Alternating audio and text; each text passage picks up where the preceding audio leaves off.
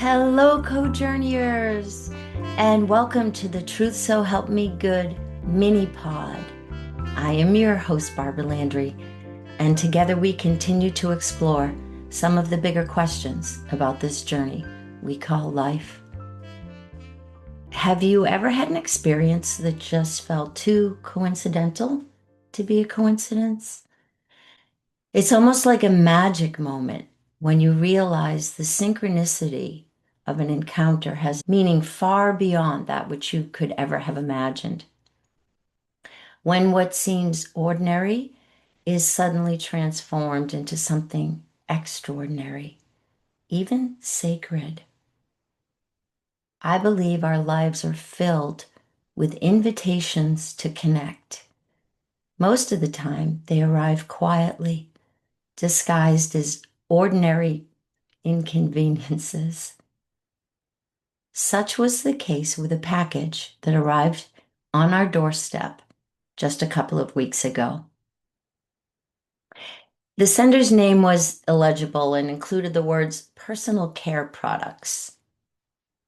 Did you order this, Tim? I asked my husband. We both quickly concluded that neither of us had placed an order for personal care products and decided it was a mistaken delivery. Examining the package more closely, we saw a ship to address that we figured out was a local small business, and Tim delivered it there later that day. Just a couple of days ago, another box, just like the first one, arrived on our doorstep. Concerned that this was going to be an ongoing inconvenience, I thought that I must connect with the small business owner and have them correct the delivery address with the sender so it would not continue to happen. While out doing errands all day, I decided that I would call the owner and ask that they come and pick up the package at our house.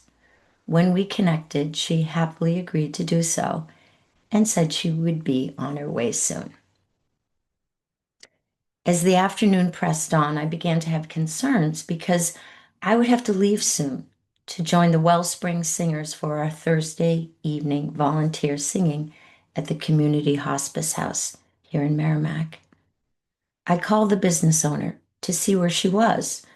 She was having difficulty finding the turn onto my street, so I directed her over the phone while I stood at the end of the driveway holding the box. Finally, she could see me and I could see her as she made her way down the street where she pulled up alongside me. I handed her the box and explained that my husband had brought the first box to her place of business and left it there. When I told her where I thought that was, she explained that she had not been at that address for years, that she had suffered a tragic loss. I paused and took a breath. I could feel my energy shift and noticed myself opening and becoming fully present. As she continued to speak, I could see that her grief was still palpable. My heart began to ache for her. As she examined the box, she questioned, I don't see my name on here. Why don't you open the box? She put the car in park and cut the clear plastic tape that had sealed the box shut. In an instant, as soon as I looked inside the box, I remembered the conversation my husband and I had that morning, that he was still waiting for his protein powder energy drink to arrive. And there it was. The box wasn't misdelivered. It was our box all along. There was no second box. There was no second misdelivery. It was the first box that the post office once again tried to bring to its rightful owner. There was no reason at all for this woman to be coming to my house. Or was there? I am actually on my way to sing at the hospice house where I am a volunteer. I would love to do some volunteering, she said. We talked about grief support groups, and how difficult it can be to show up, even when you know you need it the most. We reached out and took each other's hand, acknowledging that this was not a mistake, that there was a reason that we had been brought together to have this conversation. The misdelivered package was, in fact, a doorway. A mistaken delivery became a conversation about grief, a discussion about service, an opportunity for healing, and two strangers holding hands. We are hungry for connection. It seems to me that there are so many people carrying invisible losses. They are waiting, not necessarily for someone to solve their pain, but simply for someone to notice it.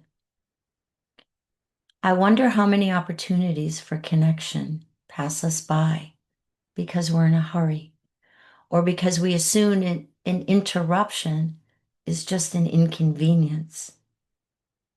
We live in a time of polarization, isolation, and noise. It's easy to believe that what separates us is greater than what unites us.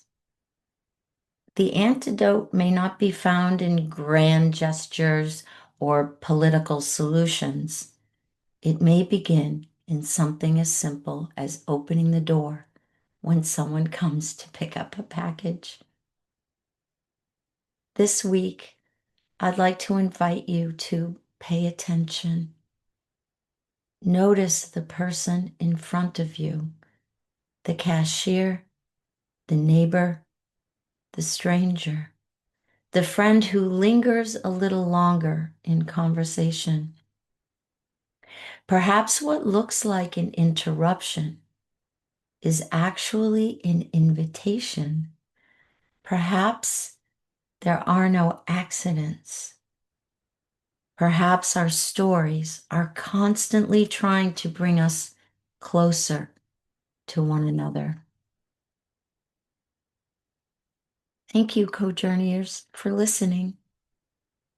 Thank you for the opportunity to continue to explore this journey we call life. Take care and be well.